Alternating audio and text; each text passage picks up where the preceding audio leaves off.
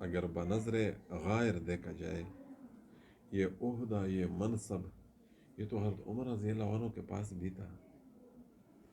دنیا کے 7 بر اعظم سے 3.5 کا بادشاہ ہے، آدھی دنیا کا بادشاہ ہے. 22.5 تخمینے کی مناسبت سے، اس تناسب سے 22.5 لاکھ مربع میل کا بادشاہ ہے. اور ساتھ ساتھ اسی زمین پر آج کی حساب سے 25 ریاستیں قائم ہیں. جتنی زمین پر حضرت عمر رضی اللہ عنہ کی بادشاہت تھی. ذاتی زندگی کیسی تھی؟ پاؤں میں کبھی کبھی جوتے نہیں تھے، تخت، پارلیمنٹ ہاؤس، وزیر اعظم ہاؤس نہیں تھا، صوفے نہیں تھے، بڑے بڑے آفس نہیں تھے. مسجد نبوی کی پرانی پٹھی، وہ چٹایا، وہ حضرت عمر رضی اللہ عنہ کے تخت. وہاں سے ساری بادشاہت چلایا کرتے تھے. اور سونے کے لیے نرم بسترے نہیں تھے، کھجور کے تنوں کی پتے اس کو بچھا کر اس پہ سوتے تھے، لیٹتے تھے. یہ گرمی کی راتوں میں ساری رات اس پہ لیٹتے تھے اور سوتے تھے. وہ کتنے سخت ہوگی، چمڑا نرم ہو جاتا ہے گرمی میں. وہ تکلیف اس کو سہنا بھی کتابوں میں منقول ہے.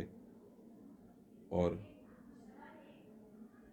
کپڑے لباس کیسا تھا، 17 پیوند لگی ہوئی قمیض، وہ ٹھاٹ کی بنی ہوئی تھی، وہ پہنا کرتے تھے، وہ پہنتے تھے. اور یہ کھانا کیسا تھا؟ کھانے کے بارے میں آتا ہے کہ وہ زندگی میں بھی چکی سے پسے ہوئے گندم کا روٹی نہیں کھایا، جو اور اس طرح جو ستو وغیرہ یہ کھاتے تھے. مہینے میں کبھی کبھی ایک بار کھانے کا گوشت کھانے کا موقع ملتا تھا. وہ پیٹ بھر کر نہیں کھایا، معمولی کوتلا یا موت ضرورت. وہ بادشاہت تھی، وہ انصاف کا مالک تھا. وہ دنیا کے بادشاہوں کے لیے، ہر صاحب منصب کے لیے وہ ایک آئیڈل ہے، وہ ایک نمونہ ہے. اسے عبرت لینی چاہیے. آج کے حکمرانوں کو، آج کل مناصب والوں کے لیے، آج کل کرسی پر بیٹھے ہوئے لوگوں کے لیے، چاہے علماء ہے، چاہے عام مسلمان ہے، چاہے جس کیٹیگری کے ہیں، حضرت عمر رضی اللہ عنہ کی منصب سے سبق سیکھ لے. ورنہ قیامت کے دن یہی کرسی گلے کا ہار بنے گا، گلے پڑ جائے گا.